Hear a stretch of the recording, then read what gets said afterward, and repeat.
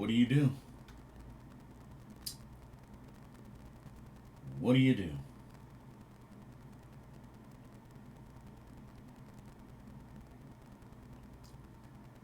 I don't know. Just. Oh, man. Well, 0 and 2. This is really, really what I didn't want.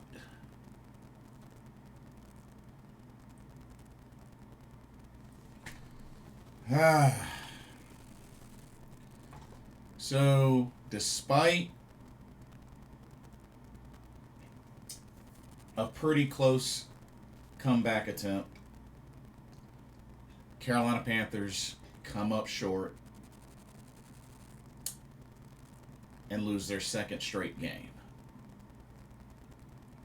against the Arizona Cardinals on the road. Final score 27-22.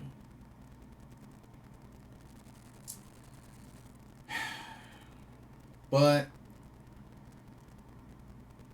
really shouldn't have to come down to them having to come back after being down by a score of 27-3.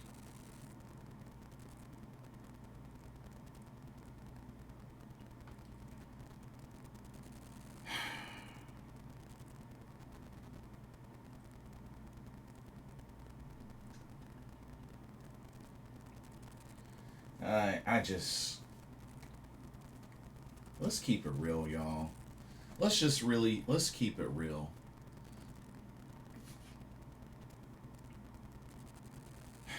This team is no different from last year. Let's just be honest with ourselves. Panther fans, you know, fans of other teams, let's just keep it real. This team hasn't changed from last year. They haven't changed. 2 games in, they haven't changed. This is a very undisciplined team. And honestly, realistically, these should have been two games that Carolina won, especially considering it's teams against teams that they have had the better of over the years.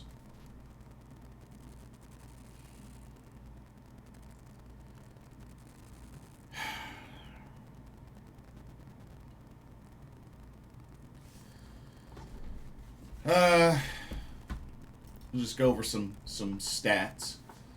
Bryce Young, you know, better game than week 1, that's for sure. But still, too many turnovers. 35 of 55, 328 yards, 3 touchdowns, interception, got sacked 3 times.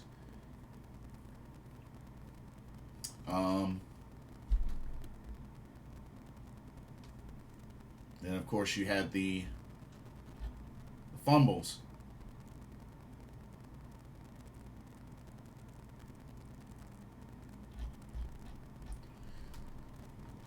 Running game definitely wasn't present. I mean, Chuba had 10 carries, 38 yards. Rico Dowdle, 6 carries, 9 yards. Only 49 total rushing yards.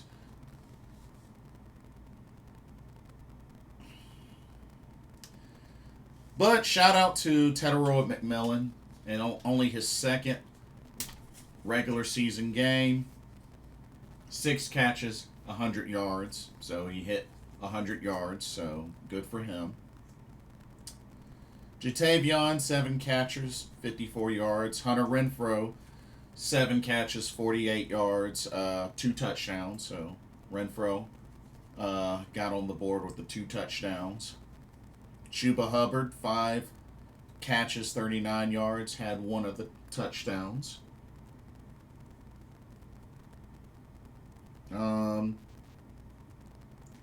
Shout out to Bryson Tremaine, 3 catches, 48 yards.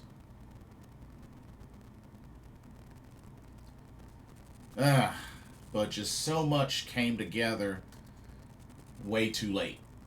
Way too late. Well, got to give Carolina credit. They did get one sack on Kyler Murray. I had said in the previous video that if they didn't get one sack, I'd pitch a fit. So they did get one sack. Kyler Murray, 17 of 25, 220 yards, a touchdown, and an interception, got sacked once. But defense, Trayvon Moreg was the leading tackler with 9 tackles. Princely, Umanmilian, got the 1 sack. And also DJ Wanham got an interception. So shout out to DJ Wanham, got an interception. But yeah, y'all, just, you know, realistically, the tone was set early in the game, especially third play, strip sack. Strip sack, fumble recover for the touchdown in just the third play of the game for Arizona on defense. And then just Carolina really couldn't get a groove going in the whole first half. I mean, they had the one drive that ended in a field goal, but just, it was bad. It was bad. Defense gave up quite a bit.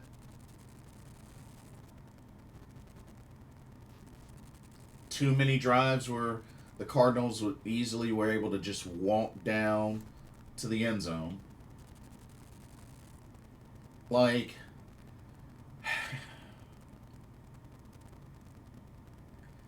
I'm really starting to question Dave Canales. I really am. You know, for somebody that's supposed to be an offensive-minded head coach, I would have really expected for some better plays and things to be drawn up in these 2-minute drill situations, because Carolina had a lot of free gifts in the form of penalties against Arizona. I mean, and even just being able to recover the onside kick. Carolina could have won this game. But just the lack of discipline and just not being able to execute. You know, Carolina dug themselves a deep, deep hole. Especially first half. They dug themselves an extremely deep hole. And honestly, Carolina has a habit of doing that. Let's just keep it real. They don't know how to get out of their own way. It's like they don't play prepared. They don't play with a sense of urgency. It's like, guys, y'all look the exact same as last year. Do y'all understand that, Carolina? Y'all look the exact same like y'all did last year. Something's got to give. Something's got to give.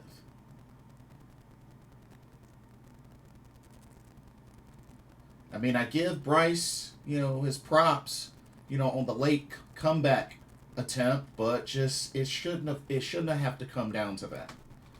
Same thing with the defense. Shouldn't have to come down to that. You got to start strong, finish strong. I'm not saying that you can't finish strong after a rough start, but when you keep digging that hole, it makes it more difficult to come back out of it. And that's what Carolina has to learn. That's what they have to learn and be able to do if they want any chance to become a threat. Because they're not a threat. And to be honest, Arizona and Jacksonville really weren't threats either, or at least they shouldn't have been.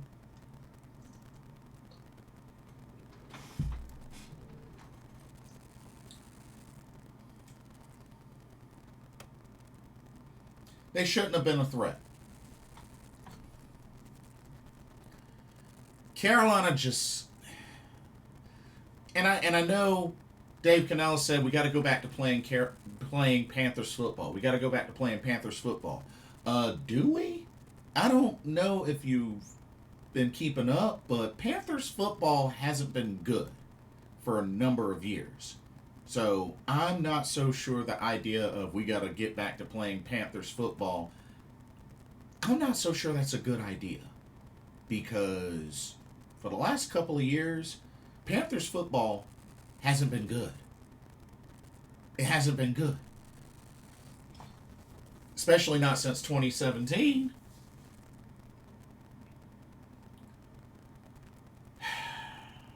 I just really, it's a disappointment. It's such a disappointment. Just Carolina can't get out of their own way, and they find really stupid, unnecessary ways to lose a game, and they just dig a hole so deep.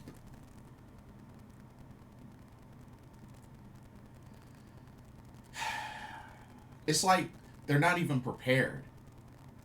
It's like somebody's got to let them know, hello, regular season started already. What's going on? Because let's keep it real, y'all. It nothing's changed. Nothing's changed. Yeah, 2 games in, but nothing's changed from last year. Let's just keep it real.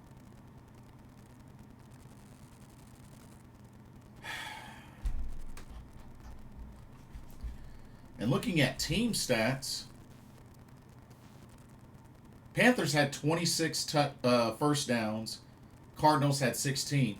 19 of them were passing first downs. We only had 4 rushing first downs and 3 from penalties. We were trash once again on we were trash on third down efficiency, 5 of 15.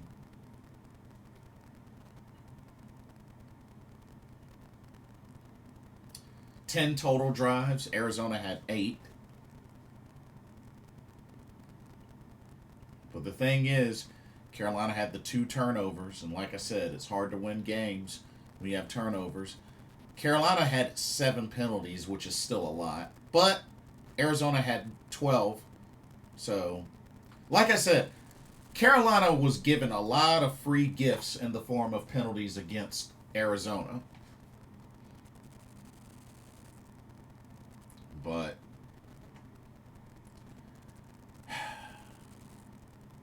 I just really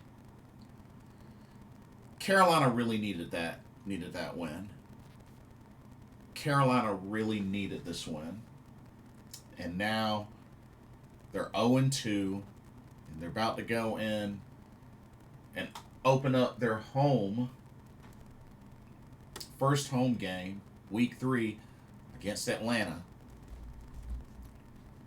Which Atlanta, as we are speaking right now, is currently playing Minnesota.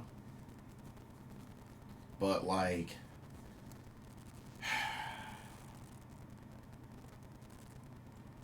this ain't it, y'all.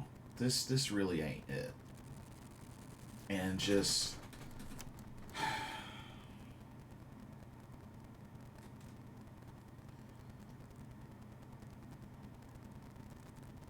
it really, I hate to say it, but it's time to bring back up those discussions again. I mean, Bryce Young, which, like I said, I know it's not all his fault and whatnot, but this is year 3 for him, y'all. And honestly, if by the end of this year, if he doesn't help turn things around, I'm not so sure there will be a fourth year in Carolina for Bryce. I hate to say it. I hate to say it. Dave Canales. I mean, supposed to be the quarterback whisperer, offensive minded head coach, yet so far seems like what's going on into the second straight year, offense, it's not good. But overall, Carolina's just, it's not a good team. And they haven't been a good team for a long time.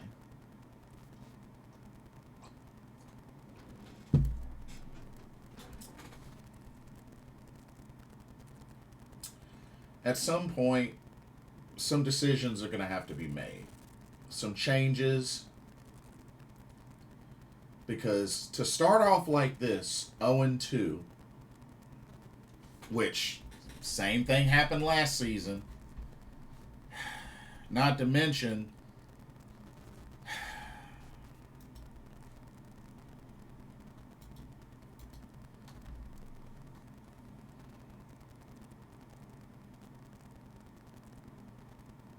well, I mean, last year he lost two straight and then won the third game. But honestly, I really don't know. I really don't know what to expect. But Carolina is not a good team. Let's just keep it real. It's not just one person. It's not just one side. The team sucks. The whole team sucks. Let's just keep it real, y'all. I know folks may want to single out Bryce and whatnot, and I'm not saying that, certain issues and whatnot shouldn't be addressed, but when it all comes down to it, the Carolina Panthers suck. And they're not giving anybody any reason to believe that they're going to bounce back.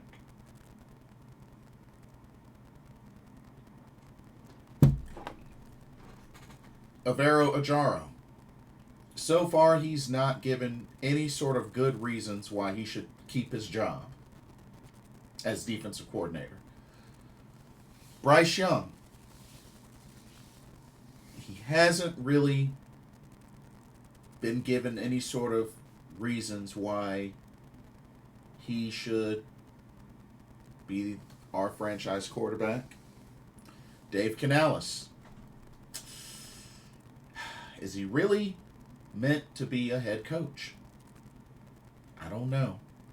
But the more games you lose, the easier the choice would be in not wanting to invest in him. I'm just saying. Like, I'm sure he's a great guy. I'm sure offensive coordinator was, a great fit for him and whatnot. But when you're a head coach and you have abysmal records, you don't deserve to be a head coach. Sorry, not sorry, but Dave Canales has to get things right. This whole team and whatnot, a lot of work has to be done. Because, like I said, my whole thing is, I'll be going to the Carolina Dallas game. That's week 6. But just this Carolina Panthers team really needs to wake up. They need to wake up.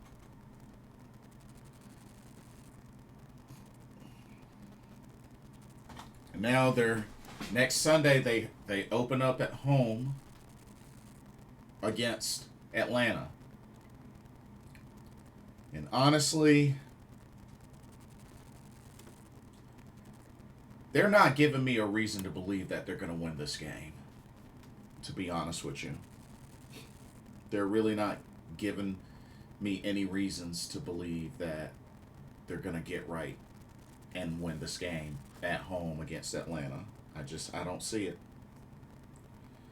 I don't see it.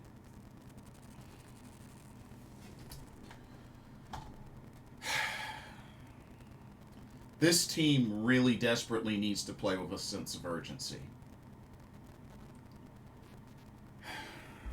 Not only that, but when the heck are certain players going to start showing up? Xavier Legette, you said I gave you props on being humble and holding yourself accountable, but excel. Like, when are you going to start showing that on the field, bro? You got to remember, you were drafted number 1.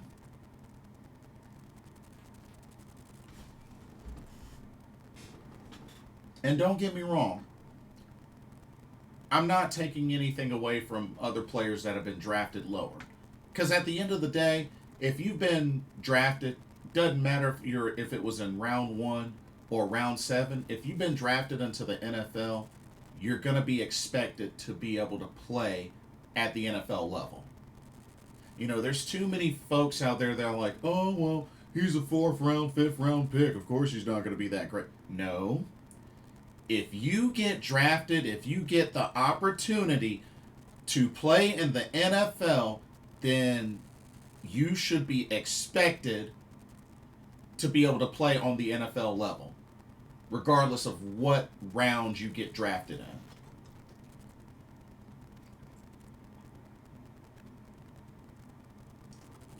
Doesn't matter if you get drafted number 7. Fact of the matter is you made it in, therefore you're expected to be able to play. You're expected to play on an NFL level. Plain and simple as that. Otherwise, why are you there? Why are you there?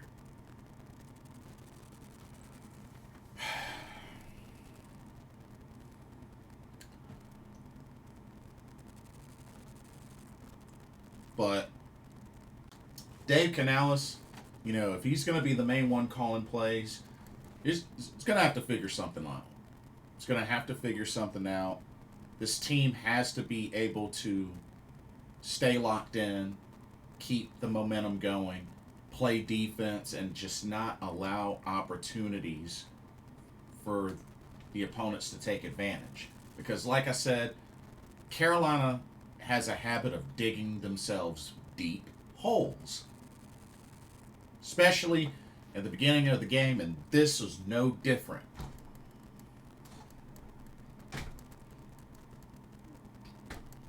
I'm just saying. But, I mean,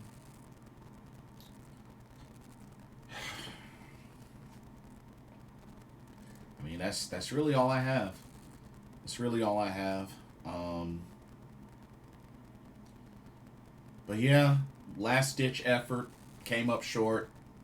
Still doesn't change the fact that this Carolina Panthers team is a trash team as a whole. And really nothing has changed from last season. So far, nothing has changed. Just got to keep it real. Just got to keep it real. But it's like I've said before personally, got to remind folks, once again, Carolina has never thrived on the 3-4 defense. They were mainly 4-3 throughout the history of the franchise. And, you know, it's just one of those things where there's a reason why one worked more than the other. Not to mention, we never really had the personnel to successfully run 3-4.